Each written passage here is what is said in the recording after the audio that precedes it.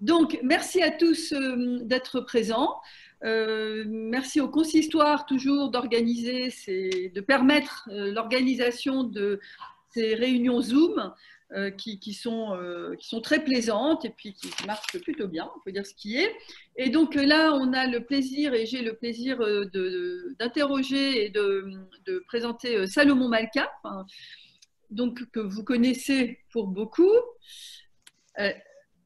Donc, je suis obligée de m'interrompre de temps en temps pour faire entrer encore des gens. Donc, Salomon Malka, tu es journaliste, philosophe et écrivain, dans l'ordre et le désordre. Ces trois identités sont à mettre l'une à côté de l'autre. Auteur de plusieurs essais et puis surtout, donc je disais que tu as été journaliste en premier, tu as dirigé le magazine L'Arche pendant plusieurs années et tu continues à collaborer à plusieurs journaux et revues comme Le Monde des Religions, Marianne, Le Figaro, et on va y revenir. Donc tu es l'auteur de plusieurs essais, donc j'ai né quelques-uns ici, du dictionnaire Franz Rosenzweig, du dictionnaire Charles Péguy, c'est pour ceux que j'ai retrouvés sous la main, d'une biographie de Lévinas, dont tu as été l'élève et le disciple à Paris, et ton dernier livre est Dieu, la République et Macron, cuisine et confession, qui a été publié début 2020 ou fin 2019. Je ne me souviens plus exactement.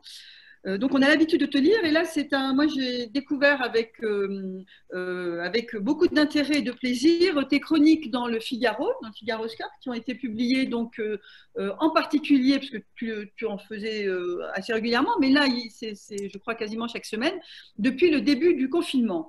Et j'ai trouvé ces chroniques très intéressantes parce qu'elles parlent à chaque fois d'une lecture où tu reviens sur un auteur et sur sa pensée et que tu adaptes en fait avec l'actualité et en particulier avec ce que signifie de vivre en confinement. Voilà. Alors j'ai lu, oui, dans Charles Péguy, tu écris, Péguy théorisa sa vocation de chroniqueur comme entre guillemets, le témoin de l'être et de l'événement. Donc, il me semble que c'est exactement ce que tu as fait, de chroniquer en tant que témoin, de l'être donc en tant que sujet actif, et en tant qu'observateur, je dirais, et de l'événement, évidemment, de réfléchir sur ce qu'on est en train de vivre. Alors, qui mieux que c'est ceux que tu es allé chercher, les écrivains que tu es allé chercher, qui mieux que donc, Charles Péguy, puisque tu as écrit et si Péguy avait déjà tout vu, puisque Péguy a été victime enfin il n'a pas été victime, mais il a eu avant de mourir de la grippe espagnole, c'est ça, il a eu une très grosse grippe et il a beaucoup écrit en fait sur son ressenti. Tu as également fait intervenir Marcel Proust, évidemment, le romancier par excellence du confinement. Au tout début du confinement, tu avais fait une chronique sur ce que les responsables religieux avaient à dire à Emmanuel Macron. C'est vrai, qu'est-ce que les responsables religieux, donc face à la fermeture en fait des lieux de culte. Et évidemment aussi, bon, alors, il y a aussi une correspondance avec Éric Deluca qui était très très intéressante. Et évidemment Anne Frank, le journal d'Anne Frank, qui évidemment, c'est même pas la peine de le dire, que ça n'a rien à voir avec ce que nous vivons, mais tu en as profité pour lire le journal d'Anne Frank et pour en tirer aussi une chronique où tu nous l'as refait découvrir avec beaucoup de finesse. Voilà, donc je vais... ma première question, puis tu vas continuer, c'est à travers, donc en tant que témoin et chroniqueur, qu'est-ce que tu as voulu faire avec toutes ces références? Je crois que j'en ai oublié, parce qu'il y en avait quelques autres. Voilà, qu'est-ce que tu as voulu nous dire avec ces chroniques dans le Figaro Vox, que l'on peut retrouver sur Internet, je vous dis très facilement. Merci Gabriel, j'espère qu'on m'entend correctement. D'abord, je voudrais dire que je suis très heureux de participer à ce café littéraire. Je trouve que c'est vraiment une très très bonne idée à un moment où la culture est cantonnée, où elle est pratiquement à l'arrêt. Je trouve que c'est bien de prendre une telle une telle initiative. Alors c'est un café auquel il ne manque que le café, lui, mais ça c'est malheureusement les limites du genre. Mais je trouve que c'est une bonne formule de faire participer des gens à la fois qui sont, je sais qu'il y a des gens proches et des gens qui sont beaucoup plus éloignés.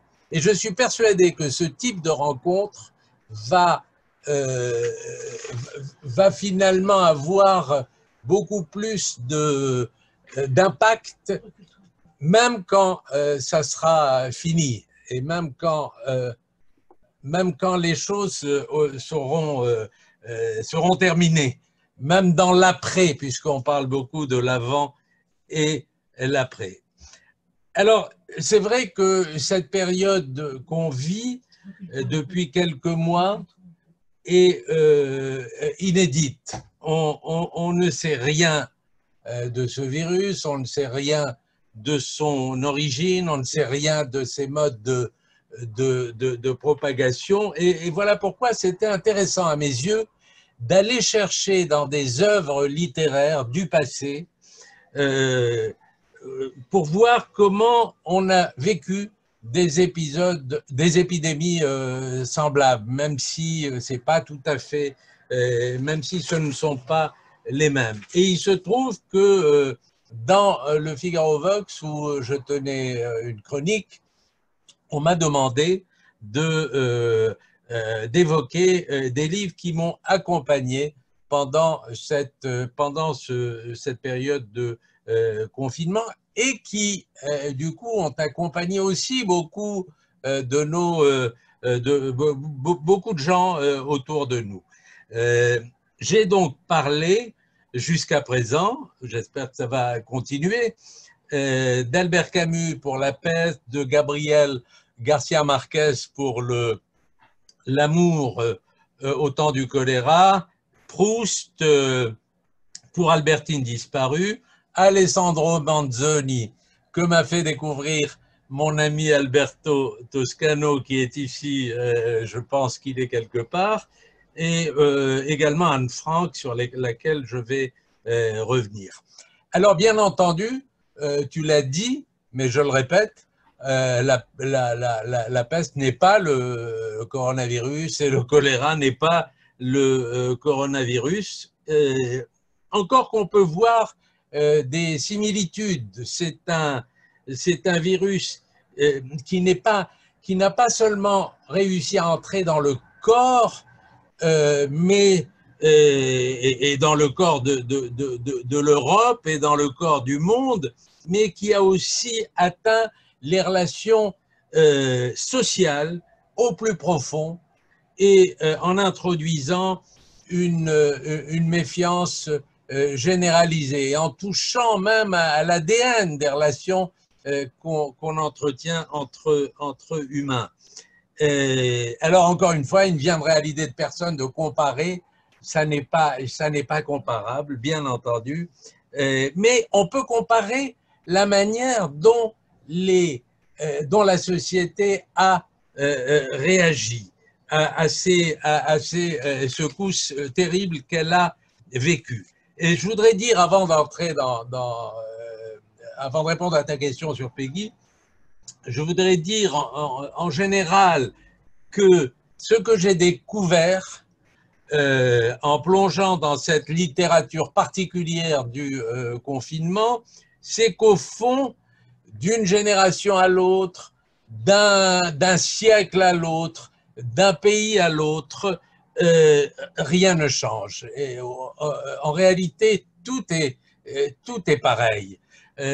C'est pareil pour les symptômes, c'est pareil pour les effets, c'est pareil pour les gestes barrières, c'est pareil pour les cordons sanitaires, c'est pareil pour ce qu'on appelait à l'époque les lazarets qui étaient essentiellement dans les ports. C'est pareil, c'est un peu pareil, même si ça a pris une autre proportion pour les confinements, c'est pareil bien entendu pour l'absence d'accompagnement des mourants. Tous ces livres dont j'ai parlé sont mettent en avant le fait que l'ultime outrage de ces épidémies, c'est de refuser une sépulture aux victimes. Alors, la seule chose qui diffère, c'est que c'est la première fois, il faut le dire, qu'on a, on a fermé des lieux de culte. Ça aussi, c'est inédit. Vous avez vu que le Conseil d'État, parce que mes premiers papiers, effectivement, concernaient les cultes, la position des cultes et la position de la République sur le deuil et sur les cultes. Est-ce qu'il fallait continuer, est-ce qu'il fallait autoriser l'ouverture des synagogues, des églises et des mosquées? Et on sait que ça a été non, que ça a été refusé. On sait aussi que le Conseil d'État hier a retoqué cette décision en disant vous n'avez pas le droit de toucher à la à la liberté des cultes, qui est une liberté constitutionnelle. Vous n'avez pas le droit d'y toucher de cette manière, et elle donnait, pardon de rester, c'est une parenthèse, mais c'est important parce que ça vient de tomber. Le Conseil d'État a dit vous avez une semaine pour revenir sur cette décision et pour autoriser. C'est surtout les catholiques qui étaient en avant. Là, aujourd'hui, je sais que le consistoire a organisé une réunion là-dessus, et il n'est pas sûr que ça va se faire tout de suite, ça va se faire progressivement. Et il y a vraiment qu'une chose qui est là aussi inédite, c'est la déclaration de Castaner qui a dit, ça ne s'invente pas, la prière n'a pas forcément besoin de lieu de rassemblement. Voilà, c'est un spécialiste de la prière, M. Castaner, qui dit ça. Alors, ça montre juste son ignorance. Comment? Avec tout le respect de foi au ministre, ça montre son ignorance. Oui. La seule chose qui diffère aussi, c'est que l'épidémie du Covid-19 a touché toute la surface de la Terre, ça a touché et toutes les télés, toutes les radios, tous les réseaux sociaux étaient en boucle constamment depuis maintenant plus de 2 mois, en France. Et on a assisté aussi, ça aussi c'est inédit, dans le monde entier s'est confiné, le monde entier a porté ou porte encore des masques, et bien entendu, le monde entier cache son visage. Vous parliez de Lévinas, mais c'est ça dont il s'agit, et bien entendu que les conséquences seront immenses. Alors, vous voulez que je commence par Peggy?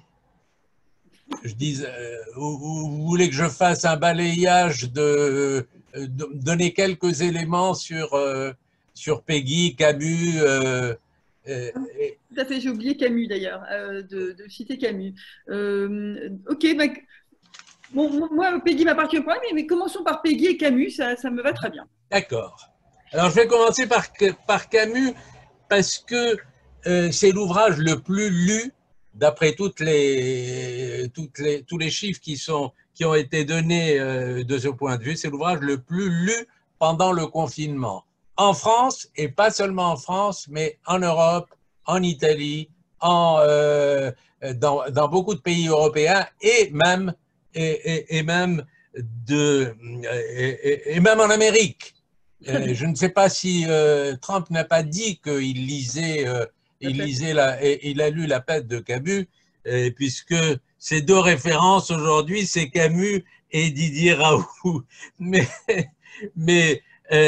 ça dépasse l'anecdote. C'est un livre qui a fait le tour du monde pendant la période du confinement, et j'ai appelé ce texte « On est tous devenus des personnages de Camus » parce que on se reconnaît un peu dans les protagonistes. Il y a une galerie des personnages, il y a une gamme des réactions qui qui est pareil. Bon, tout le monde le sait, le personnage central de La Peste d'Albert Camus, c'est le docteur Rieux, qui est un médecin au grand cœur qui veut juste faire son métier, secourir, mais qui met en place aussi des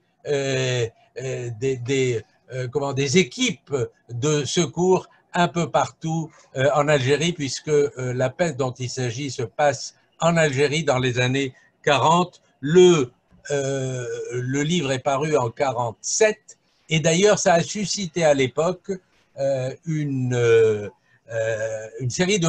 Ça a encouragé les gens à envoyer leurs enfants devenir médecins, et ça a poussé des jeunes à nourrir une vocation de médecin. Je ne sais pas si ça sera la même chose avec ce que nous vivons aujourd'hui, mais en tout cas, la figure centrale et l'alter ego de l'auteur aussi, celui qui représente Camus dans le livre, c'est le docteur Rieux. À côté de ça, il y a l'employé du maire qui cherche ses mots, qui passe son temps à vouloir écrire, qui voudrait écrire un roman et qui passe son temps pendant toute la durée de l'épidémie à changer la première phrase. Et il joue avec cette première phrase continuellement sans arriver à la dépasser, et en même temps il tarde à prendre conscience de la gravité de la peste. Il y a Cottard qui est recherché par la police, qui est un type un peu patibulaire, qui va profiter de la situation pour faire ses petites affaires. Il y a le père Panelou qui dit que la peste tombe sur nous pour nous guérir de nos péchés, musique qui est connue, et que la peste représente un peu le courroux divin sur nos pauvres têtes. Et il y a Rambert qui est le journaliste et qui s'intéresse plutôt à une femme qu'il aime et qui n'est pas à ses côtés. Donc c'est la seule chose, il voudrait la rejoindre. Et puis au fur et à mesure que le livre avance, il va se laisser convaincre par Camus, et il va devenir un peu, il va rejoindre les équipes de secours, il va devenir un peu l'ouvrier de la 11e heure. Peggy, j'ai commencé par Peggy parce que oui, d'accord. Je m'excuse juste, c'est que Camus, ce qu'il nous dit, ce que tu nous dis à travers les personnages, ça nous parle aussi de notre réaction, enfin de la réaction de la population face donc au confinement, enfin au début de cette épidémie, sachant que la plupart de la population, la plupart des gens, c'est la première épidémie que l'on vit en fait. Peu de gens parmi nous ont vécu la grippe espagnole, donc c'est la première vraie épidémie que l'on vit. Et est-ce que ce type de réaction dont écrit Camus dans La Peste, c'est des choses en fait que l'on retrouve chez nous, dont la sidération, enfin, chacun réagit différemment selon aussi son caractère. C'est ce qu'on a pu constater tout un chacun, que le confinement et cette épidémie renforcer les traits de caractère de chacun.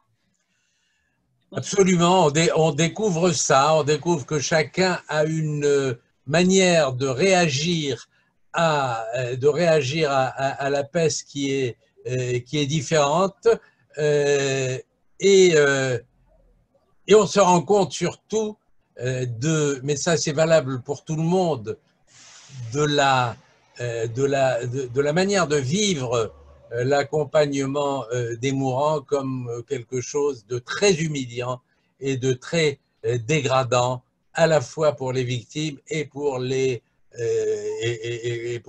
familles des victimes. Ouais, tout à fait. Chez Peggy, c'est un peu différent parce que c'est une grippe. On est dans l'année 1900 et il a beaucoup écrit sur la grippe. C'est une manière pour lui de, comment dire, c'est une métaphore pour lui. Mais en même temps, c'est quelque chose qu'il raconte par le menu.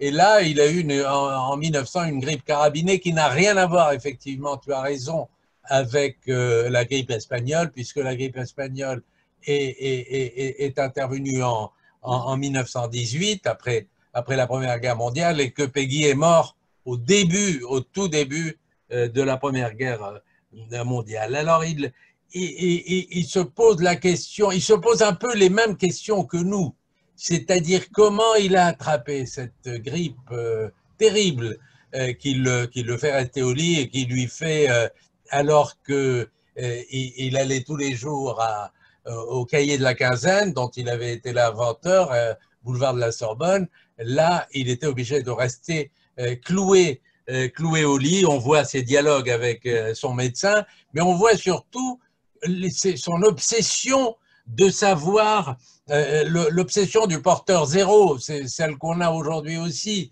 de la moindre surface qu'il aurait pu toucher, à quel moment, qui lui a refilé, à quel moment est-ce qu'il a pu l'attraper? Est-ce que c'est en allant, est-ce que c'est dans la voiture, est-ce que c'est en allant au Cahier de la Quinzaine, est-ce que c'est à Orléans? Et alors tout ça travaille dans la tête pour reconstituer ce circuit, et donc ça donne un texte un peu marrant en même temps, hein, qui s'appelle « De la grippe, toujours de la grippe, encore de la grippe ».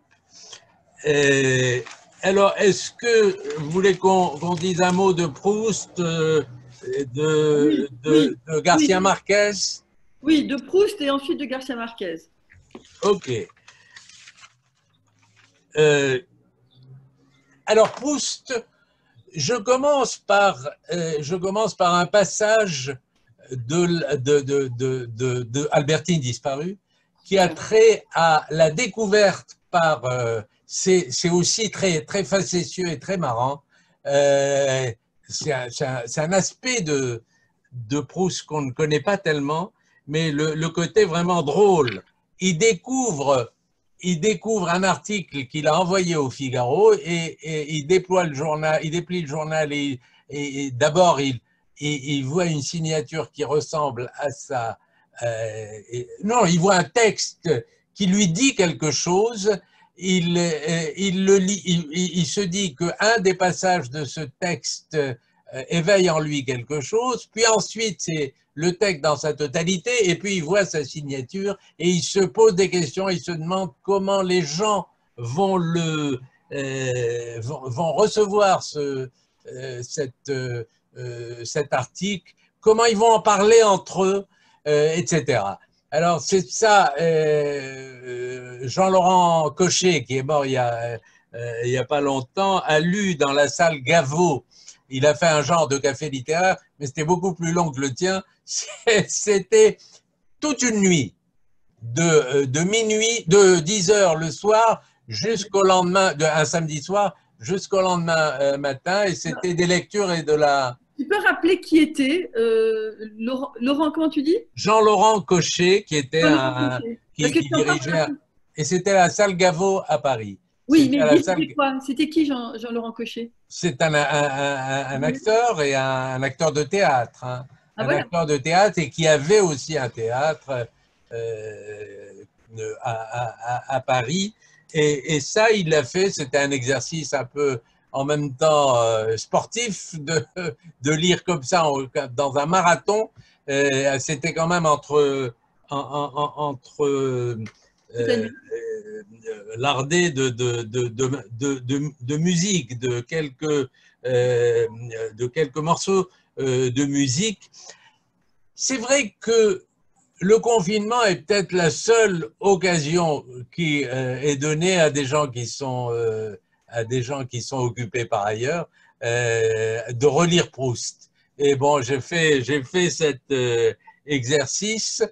J'ai découvert ce que beaucoup de gens savaient, mais moi je ne le savais pas, c'est que Proust était le fils d'un très grand épidémiologiste, le professeur Adrien Proust, qui est l'inventeur des cordons sanitaires qui s'est beaucoup occupé des Lazarets, etc. Même s'il ne les a pas inventés, les Lazarets datent d'avant, puisqu'on en trouve trace notamment chez Garcia Marquez.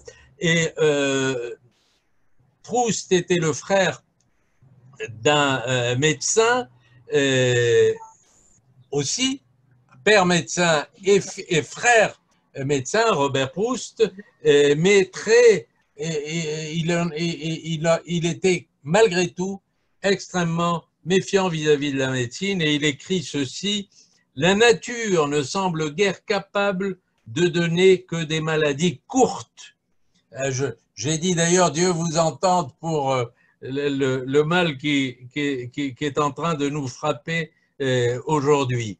Et il dit, la nature ne semble guère capable de donner que des maladies courtes, mais la médecine s'est annexée l'art de les prolonger. C'est par ailleurs, tu le sais, tout le monde le sait, qu'un écrivain du confinement, c'est-à-dire il vivait confiné, il sortait le soir pour sa vie mondaine, mais toute la journée, il était au lit et il travaillait. Et sa gouvernante, Céleste Albaré, dit qu'il recevait en portant des gants, et il passait ses lettres au formol pour les désinfecter avant de les envoyer. Donc voilà pour Proust. Je reviens à Garcia Marquez, ça va aller plus vite. Marquez a dit, c'est quelque chose qui choquera peut-être, mais c'est le romancier qui parle, et il a toutes les licences. J'ai toujours aimé les épidémies. J'ai toujours aimé Gabriel Garcia Marquez, qui est prix Nobel de littérature, pas pour ce livre-ci, mais pour l'ensemble de son œuvre. Et le livre dont je parle, c'est le livre L'amour à l'heure du choléra. L'amour à l'heure du choléra. Et c'est l'histoire d'un amour-passion qui dure toute une vie, et où l'amour et le choléra sont rapprochés l'un de l'autre. La fin est très belle d'ailleurs, parce que à la fin, le couple prend un bateau pour se retrouver seul, et ils arborent un drapeau noir pour empêcher les gens de monter dans le bateau et de les déranger, et pour pouvoir vivre, pour qu'on les laisse tranquilles, pour qu'on les laisse vivre leur amour. Et en même temps, comme on pense qu'ils sont infectés, alors on les laisse dehors et on les empêche de descendre. Donc ils sont pris entre l'amour et le choléra. Ça a donné lieu à un très très beau film que je vous recommande aussi, et qui est tiré de ce livre. Alors je te laisse me dire qui il y a Alessandro Manzoni, il y a Eri De Luca, et il y a Anne Frank. Alors, mais j'avoue que Alessandro Manzoni, je ne l'ai pas trouvé l'article dans le Figaro. Hein, j'avoue, très franchement, je ne l'ai pas vu celui-ci. Donc, je sais qu'Alessandro Manzoni est un écrivain du XVIIIe siècle. Oui. Donc italien, évidemment. Et là, je veux bien que tu... Oui, ben je vais en dire quelques mots, mais j'invite je ne sais pas si, peut-être qu'en tapant Figaro Culture, tu tomberas sur une. Il y a une photo du film d'ailleurs. Non, pardon, pour Alessandro Manzoni, non. Mais tu le trouves dans Figaro Culture. Tu tapes Figaro Culture et tu tomberas sur l'ensemble des livres qui sont évoqués. Alessandro Manzoni, je l'ai découvert avec mon ami Alberto Toscano, ici présent, du moins j'ai vu sa chevelure. Je n'ai pas entendu sa voix, mais peut-être qu'il nous la fera entendre. Et c'est une découverte cet été de la région des Grands Lacs. Et il nous a fait visiter un petit village qui s'appelle Cassano, qui ressemble un peu à une ville refuge de la Bible. Moi, ça m'a fait penser aux villes refuges de la Bible. Vous connaissez ça? Tu connais ça, Gabriel? C'est les villes où on a astreignait les gens qui ont été, je veux dire, qui ont tué par inadvertance, Ouais, qui se sont portés, qui ont commis un assassinat, mais par inadvertance, sans le vouloir, et qui sont poursuivis. Il y avait du temps biblique des villes où ils pouvaient se réfugier et échapper. En quoi cette petite ville italienne t'a fait penser aux villes refuges? Puisque tu n'as. Eh bien, parce que. Alors, pas. au moment de la peste à Milan, au moment où la peste ravageait Milan, l'aristocratie milanaise a quitté les plaines pour aller vers la montagne en se disant que l'air est plus pur à la montagne et la peste ne va pas, le virus de la peste ne va pas si haut. Ce en quoi apparemment elle avait raison, puisque toute une bourgeoisie milanaise s'est réfugiée, ces réfugiés-là pour fuir la peste. Et alors ils ont reconstruit entièrement la ville. C'est magnifique, quoi. Ce village qui était un village complètement perdu, il a été entièrement reconstruit. Et quand la peste s'est terminée, ils ont regagné Milan.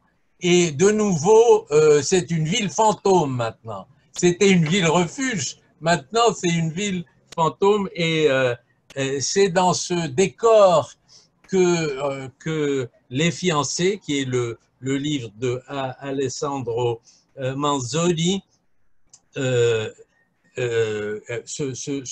déroule. C'est un grand classique. Il est enseigné aujourd'hui dans les écoles. Et en Italie, c'est le livre le plus lu avec La Peste de Camus, ex aequo. Et là aussi, on voit des scènes que malheureusement, sans vouloir faire des rapprochements, mais l'être humain est le même partout. Et donc, on voit par exemple, c'est une scène quotidienne, on vend dans les boulangeries le pain en le tenant avec des pincettes. On achète son pain avec des pincettes. Donc, voilà ce qu'on peut dire sur. Il y a aussi un happy end. Il y a aussi un happy end qui n'en est pas tout à fait un, parce que ces fiancés qu'on a empêchés de se marier pendant très longtemps, ils vont enfin se marier et ils vont retourner dans un petit village qui ressemble à Cassano. Et malheureusement, ils vont se rendre compte que rien n'a changé dans la nature humaine. Aujourd'hui, on parle beaucoup l'avant, l'après, etc. Vous connaissez là aussi ce passage de la Bible où Noé envoie la colombe pour s'apercevoir, pour lui rendre compte et lui dire est-ce qu'ils peuvent sortir ou est-ce qu'ils peuvent se déconfiner ou pas, parce que c'est de ça qu'il s'agissait. Et la colombe, dit le texte, va et vient. Si Simon Bouskila est présent, il comprendra ce que je veux dire, parce qu'il connaît bien cela. Et pourquoi est-ce que cette colombe va et vient? Parce que elle va pour voir s'il y a quelque chose qui se passe. Enfin, je veux dire, si les eaux ont baissé, mais en même temps, elle garde un œil sur ce qui se passe à l'intérieur de l'arche, parce qu'elle n'a pas confiance. C'est Rachid qui le dit, elle n'a pas confiance.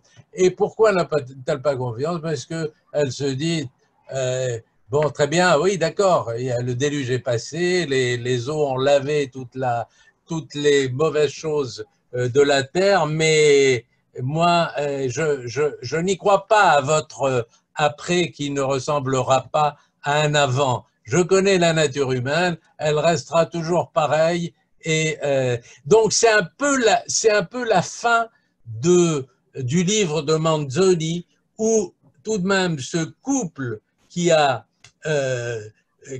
vécu cette histoire absolument, je veux dire, où on a multiplié les obstacles pour l'empêcher de se marier avec l'élu de son cœur, et ben une fois qu'il se marie et qu'il s'installe dans ce petit village, eh ben, les rumeurs continuent, on continue à la jalouser parce qu'elle est trop belle, parce que ceci, parce que cela, et ça continue quand même alors qu'ils espéraient que l'après serait vraiment une nouvelle invention et pas la même chose que ce qu'il y avait avant. Oui, Je peux dire encore un mot pour ne pas le… mais je vais aller plus vite parce que je pense que tu voudras qu'on parle d'Anne Frank. Et Eri De Luca, simplement, c'est une amitié ancienne. C'est une amitié ancienne. C'est une œuvre que j'aime beaucoup. Comment? C'est une correspondance. Tu as tenu… Oui, une correspondance, mais c'était au téléphone.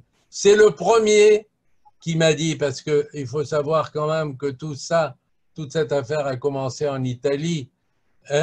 Oui, en Italie, et c'est terrible ce qui est arrivé en Italie. Alberto pourrait vous en parler beaucoup mieux que moi, mais ça a été terrible et on n'a pas vu que ce qui arrivait à côté de nous, eux n'ont pas vu ce qui était arrivé en Chine en pensant que c'était la Chine, et nous on n'a pas vu ce qui est arrivé en Italie alors que c'était à nos portes. Et il a été le premier à me téléphoner en me disant fais attention à toi, fais bien attention à toi. Et du coup je me suis dit mais c'est terrible. Et voilà, bon, il y a eu je l'ai fait, je l'ai interviewé effectivement, mais je dis que c'est une amitié ancienne parce que il m'a reçu chez lui, c'est un amoureux de l'hébreu, c'est un amoureux de la Bible. Dans sa cuisine, il y a cette fameuse Bible en hébreu, cette Torah, et où il se réveille tous les matins, la première chose qu'il fait après le café, c'est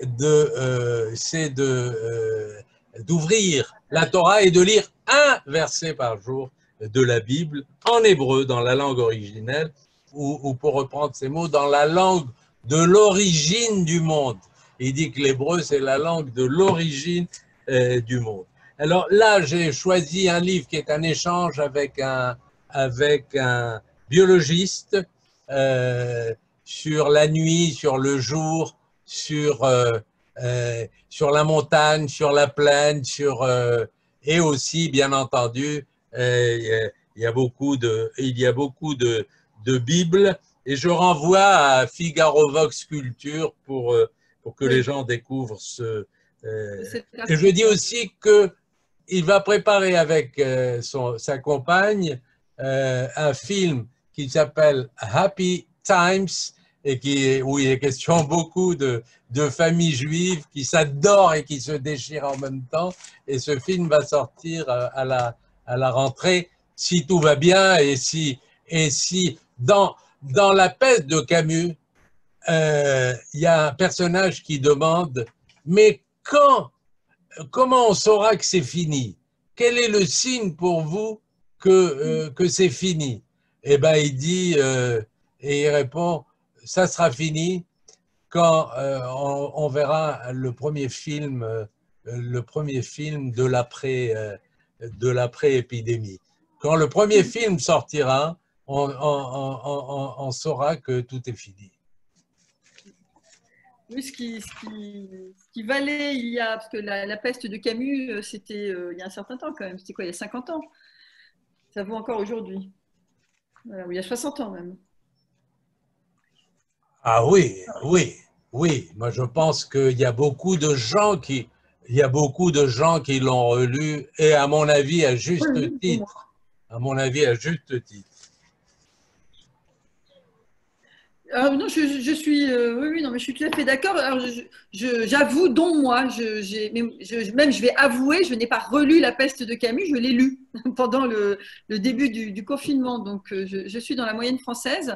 Et en fait, lorsque tu parlais d'espoir, non, justement, quand on parle des traits de caractère, des sentiments qui adviennent avec cette épidémie et qui sont assez particuliers.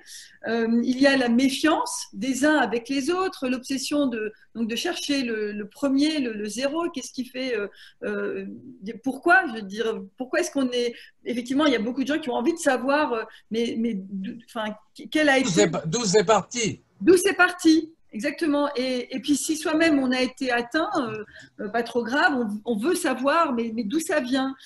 Donc ça entraîne aussi une méfiance générale envers tout un chacun, une suspicion.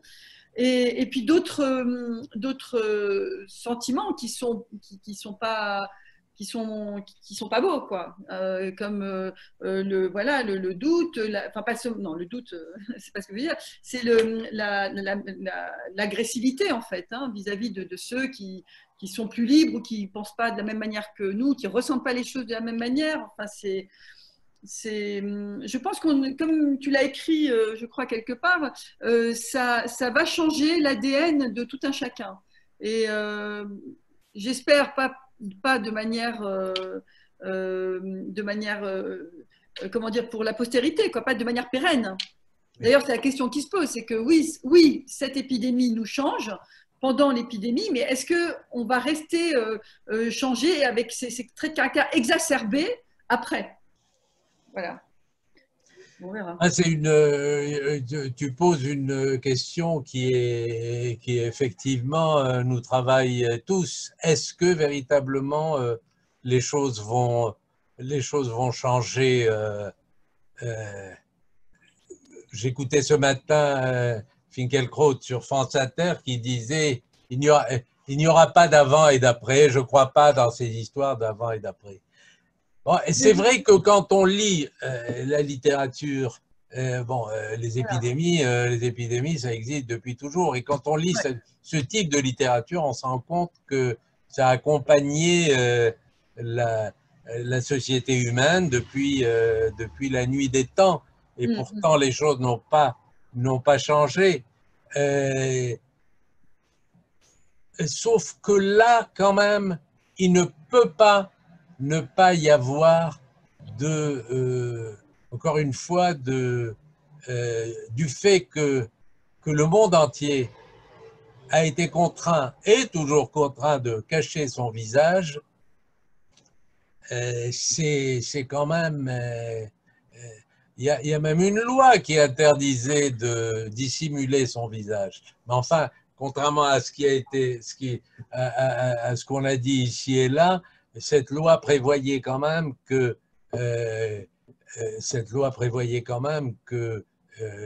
il y aurait une exception pour… Elle le dit explicitement, il y aura une exception pour tout ce qui est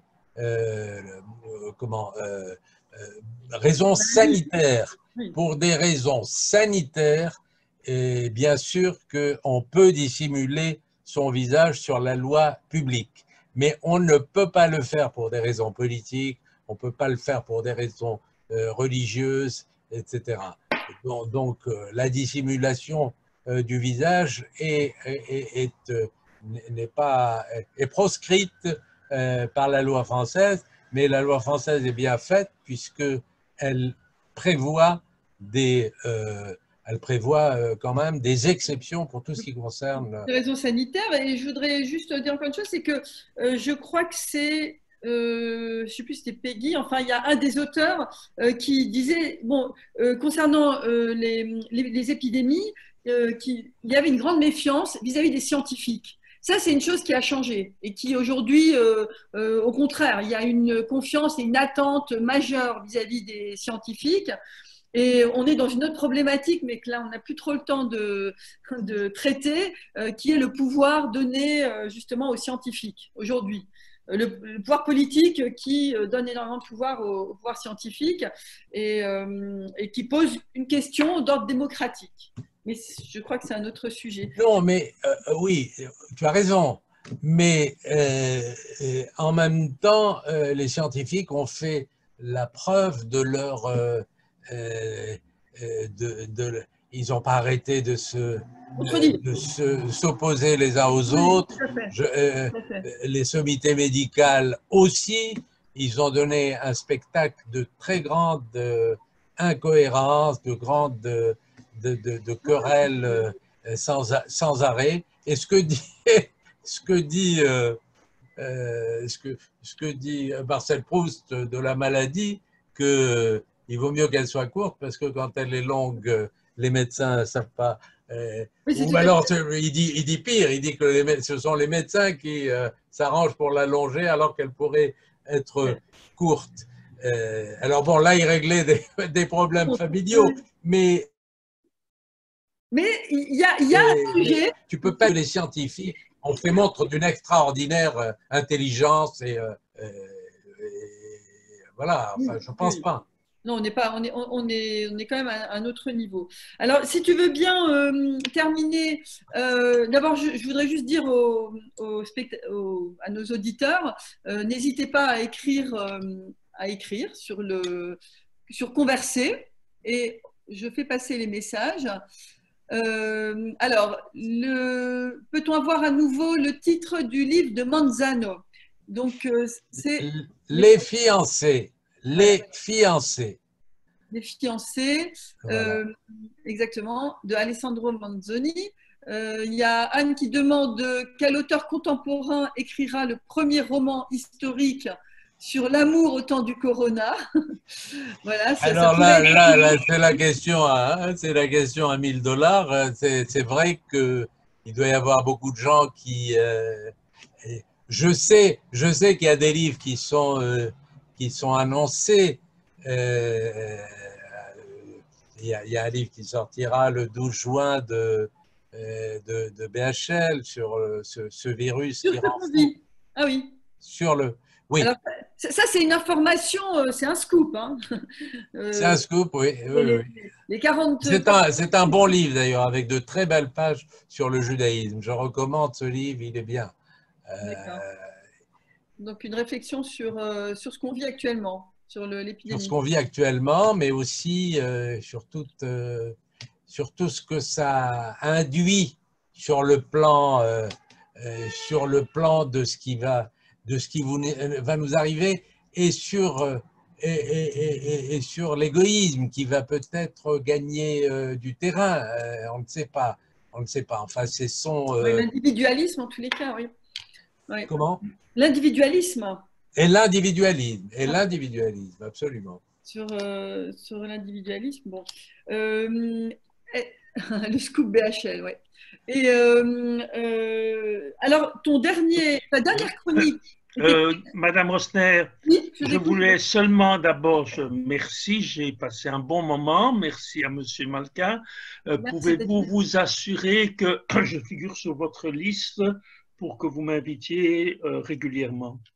Eh bien, écoutez, avec grand plaisir. Je vais régler ça avec André de Valisquet. Okay. Ah oui, ben, André a effectivement mon nom. Merci, madame. Voilà. Ben, merci d'être venu. Non, c'était très agréable. Merci beaucoup. D'accord, merci beaucoup. Bon, on va retourner avec Salomon.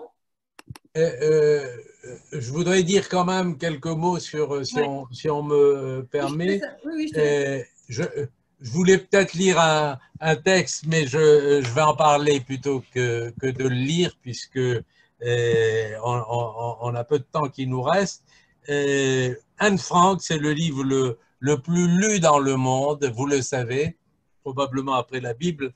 Il y a plus de 70 traductions dans le monde. Et honte à moi, mais je n'avais pas lu j'avais lu l'histoire d'Anne Frank, j'avais lu le livre, le témoignage de Miep Joyce, la néerlandaise qui a caché la famille. Mais j'ai été d'ailleurs j'ai pas lu le journal d'Anne Frank et j'étais le seul dans le cas dans ma famille. Ma femme l'avait lu, ma fille l'avait lu, mon fils l'avait lu et moi je l'avais pas lu, donc je l'ai fait. Et l'histoire est connue, bien entendu, mais c'est intéressant de la revoir à partir du journal, à travers le journal intime. Et ce qui m'a touché personnellement, c'est l'extrême sensibilité de cette gosse, de cette adolescente qui reçoit pour son anniversaire un cahier à carreaux en tissu orange en cadeau de son père pour son anniversaire. Et elle commence par tenir son journal intime sur son école, ses camarades de classe, etc.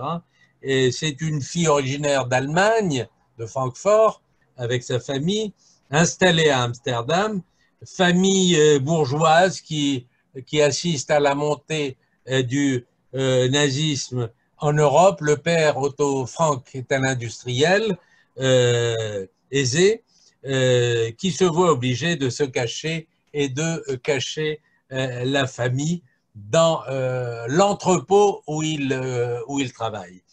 Et il le fait dans une cachette avec une porte armoire qui pivote, qui fait pivoter la bibliothèque et qui donc est le lieu où se cache la famille Frank. Anne Frank d'ailleurs l'appellera dans son journal l'annexe. L'annexe, elle voudra écrire un livre qui porterait le nom de l'annexe en redoutant en même temps, en craignant que les gens prennent ça pour un livre d'espionnage.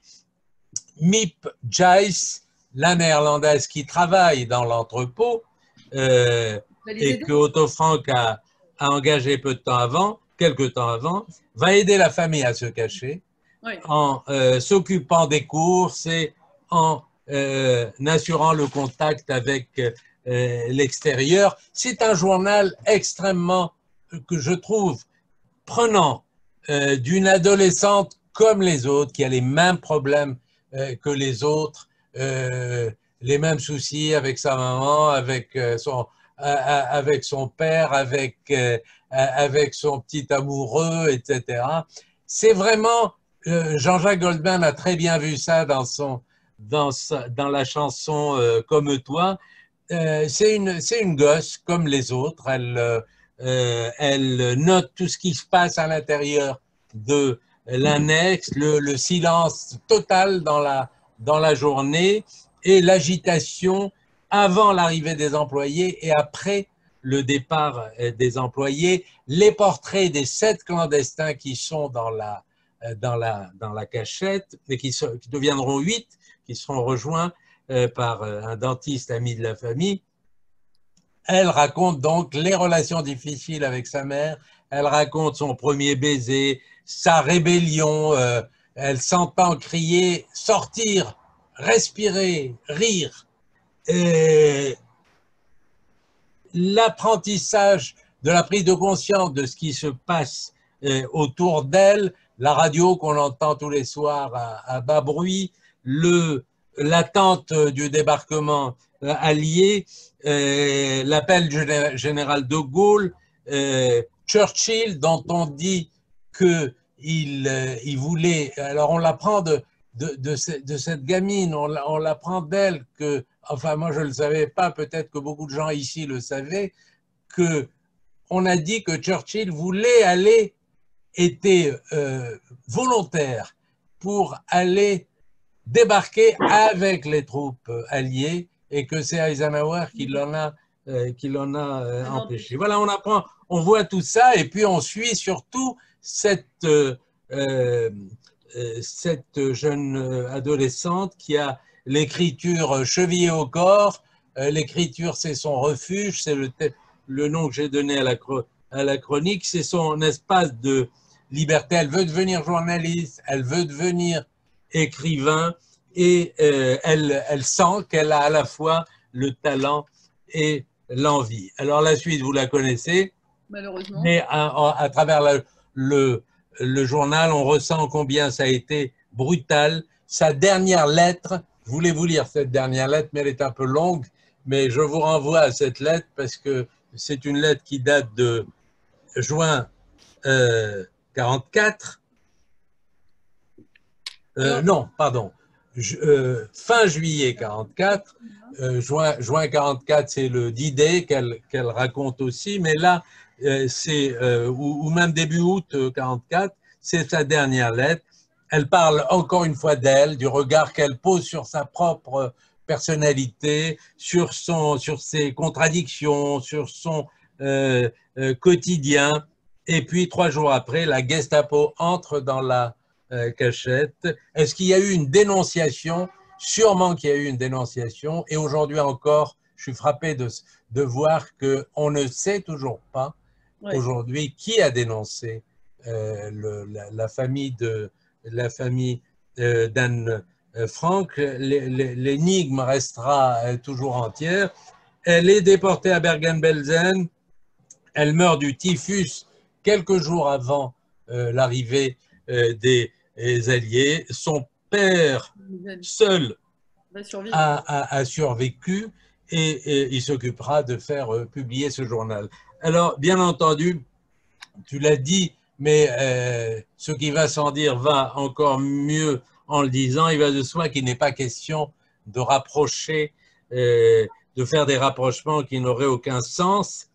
Mais quand même, une chose, c'est que dans toute une partie du journal, elle est quand même un peu insouciante. Et puis, peu à peu, elle va se rendre compte que c'est comme un fléau qu'elle ne comprend pas, qui dérègle entièrement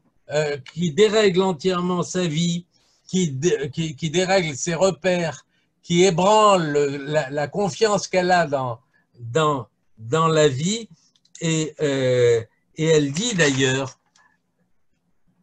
jusqu'au bout du journal, malgré ça, elle continuera à en croire, je reprends son expression, en la bonté innée de la nature humaine. En la bonté innée de la nature humaine. Et voilà, c'est l'histoire d'Anne Frank. Je voulais la raconter, bien sûr, mais j'ai des circonstances atténuantes. Je n'avais pas lu et j'ai lu et j'ai été pris vraiment par cette adolescente et par son don d'écriture, parce qu'elle écrit au fur et à mesure que le journal avance, elle va bonifier, son écriture va se bonifier et elle va apporter des jugements, elle va devenir plus adulte, quoi. C'est ça. Et elle gardera l'espoir jusqu'à la fin. Et bon, c'est une histoire tragique d'Anne Frank, mais c'est très bien que ce soit l'occasion en fait et que tu en aies reparlé, sur l'occasion de nouveau d'en parler et de le relire surtout, ou de le lire pour ceux qui l'ont pas lu, parce qu'on connaît, tout le monde connaît l'histoire. Et c'est vrai qu'une fois qu'on connaît l'histoire, parfois on a moins envie de se plonger dans la lecture, surtout d'une histoire tellement triste, quoi, en fait, mais qui est tout en subtilité et comme tu l'as très bien dit. Donc, on arrive maintenant à la fin de l'émission. Je vais encore juste te dire merci, Monsieur Malka, donc de Joël Bloch, pour ce café littéraire très riche, de quoi redonner envie de relire Camus. Voilà. Janine Elkoubi qui te remercie aussi beaucoup, hein, donc tu la connais. Et qui merci mes amitiés, Janine. Voilà, et qui rappelle qu'elle a également publié sur Facebook, j'ai perdu, un journal d'une confinée, voilà, effectivement, qui évoque le ressenti et les questions soulevées. Écoute, Janine, peut-être qu'une fois ça sera publié en dehors de Facebook, et voilà, on refera après un café littéraire avec plaisir, pourquoi pas. Voilà, et merci beaucoup. Il y a plusieurs personnes qui te remercient, donc moi voilà. Merci à vous tous. Merci à vous tous. C'est une bonne formule, hein. C'est très joli d'avoir fait ça. Merci à l'orateur. Bon courage pour la suite. Voilà, merci beaucoup. Donc, Au revoir. c'était, alors, juste un instant, reste encore là. Oui. Donc, merci à tous de vous être connectés. Je vous donne rendez-vous pour ma part mardi prochain à 4 heures. Je ne vous dis pas encore quel sera l'orateur, enfin notre invité, mais ça sera un invité très intéressant et vous allez le savoir assez rapidement. Parce que là, voilà, je n'ai pas encore la réponse définitive. Mais en tous les cas, voilà, ça sera intéressant et vous pourrez participer comme vous le faites là. Et puis surtout, on en sortira enrichi comme ça a été le cas avec Salomon Malka. Voilà, merci beaucoup. Merci beaucoup, merci à vous et prenez soin de vous. Voilà, prenez soin de vous et au plaisir de te relire dans le Figaro Vox. Voilà. Merci. Pour participer la semaine prochaine, Annie Lashkar, comment faire?